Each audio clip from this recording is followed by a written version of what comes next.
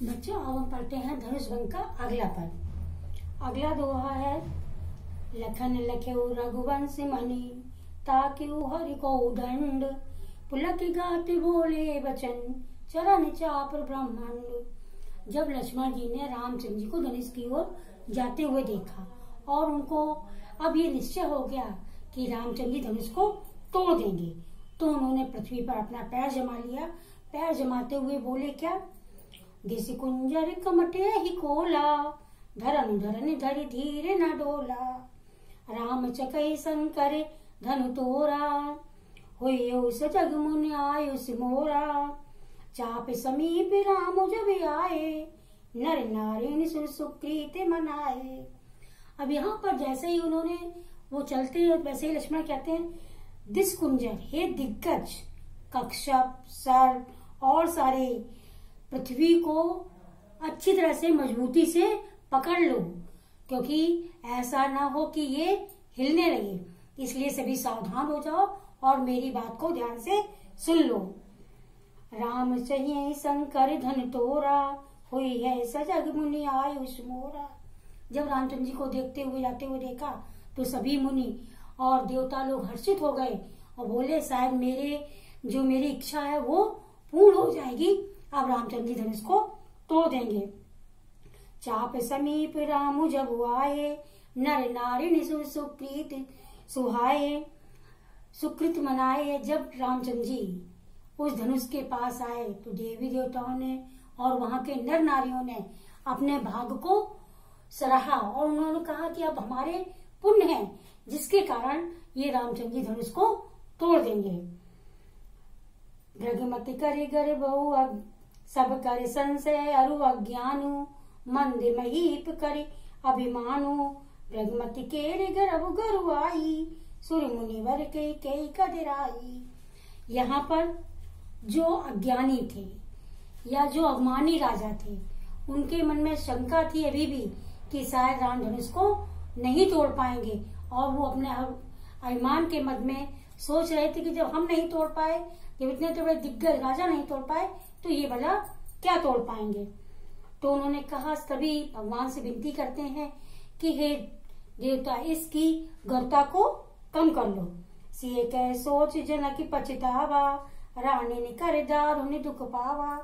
सीता जी ने अपने पिता के द्वारा किए गए इस दृढ़ संकल्प को देखकर बहुत ज्यादा दुखी हो गई और रानी भी राजा के इस प्रकार के दृढ़ विश्वास को देख करके, दृढ़ संकल्प को देख करके बहुत ज्यादा दुखी हो जाती हैं। शंभु चाप बड़े बोहत पाई चढ़े जाए सब संग बनाई। ऐसा प्रतीत होता है कि वो सभी नर नारी राजा और सभी सोचते हैं कि अब ऐसा कुछ हो जिसके द्वारा हम इस संशय से उबर सकें। ऐसा कोई केवट यहाँ हो जो राम की प्रभुता को जानता हो और राम की प्रभुता का यहाँ पर बखान कर सकता हो, वो बता सकता हो कि राम सब कुछ करने में समर्थवान है, लेकिन यहाँ पर ऐसा कोई नहीं है। राम बाहुबल सिंधु अपारू चहत पार नहीं को कड़ारू। यहाँ वो कहते हैं राम में वो अपार शक्ति है, राम सिंधु को पार कर सकते हैं, लेकिन यहाँ इनकी इस प्रभुता को बताने वाला कोई भी नहीं है। आगे दोहा है, राम विलोक लोक सब चित्र लिखे से देखी चितैसी कृत यतन जाने विकल विशेष। जब रामचंद्र जी ने उधर देखा तो रामचंद्र जी को जाते हुए देखते तो वहां पर जितनी सभा थी सारी सब जड़ जैसी होगी, मतलब निश्चेतन होगी, मतलब स्थिर हो गई। और उन्होंने सीता की तरफ देखा तो सीता की व्याकुलता को देख करके वो समझ गए कि अब धनुष तोड़ने का समय आ गया है। जैसे आगे कहा है, देखी विकुल विपुल विकल देही निमश विहाद कल्प सम तेही त्रसित वाणी बिन जो तनु त्यागा मुए करे का सुधा तड़ागा।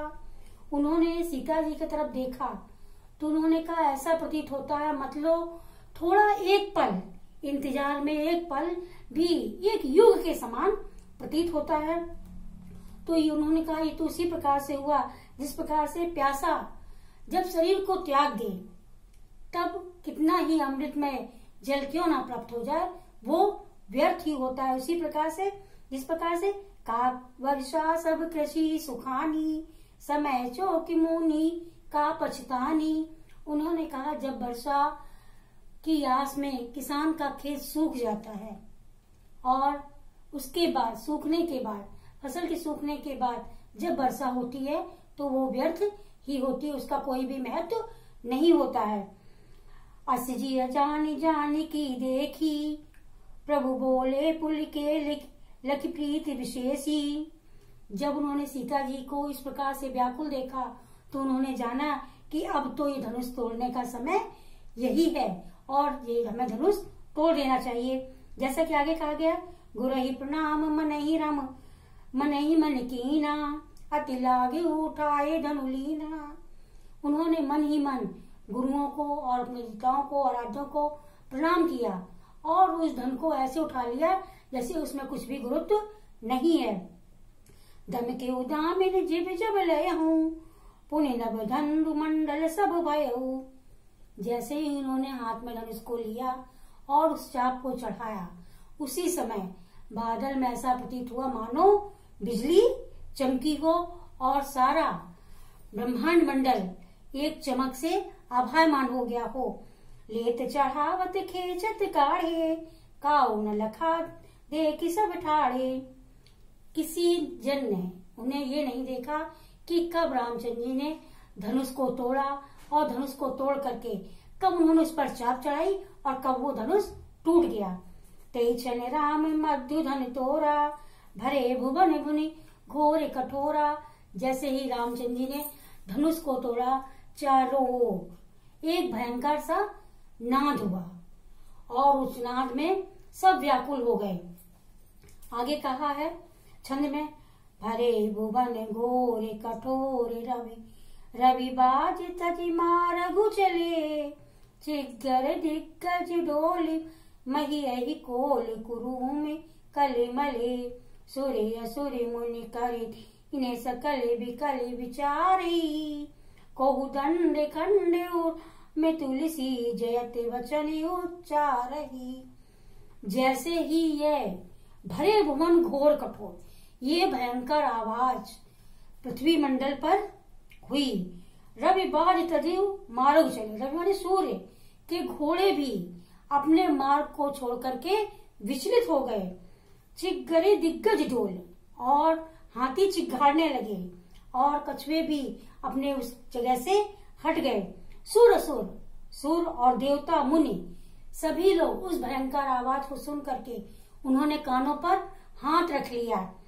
अब तब सबने जाना कि निश्चय ही राम ने धनुष को तोड़ दिया है, इसलिए सभी लोग राम की जय जयकार करने लगे। यहाँ पर तुलसीदास ने बताया है कि जिस कार्य का समय वही उसी समय होता है, जब कार्य को होना होता है वही उसका उचित समय होता है। जैसे कि यहाँ पर राम ने धनुष का जब भंजन किया था, यहाँ पर जैसे भाषा है अवधि, रस है वीर और अलंकार है उपमा और रूपक और श्रृंगार रस। यहाँ पर आपका धनुष भंग समाप्त होता है।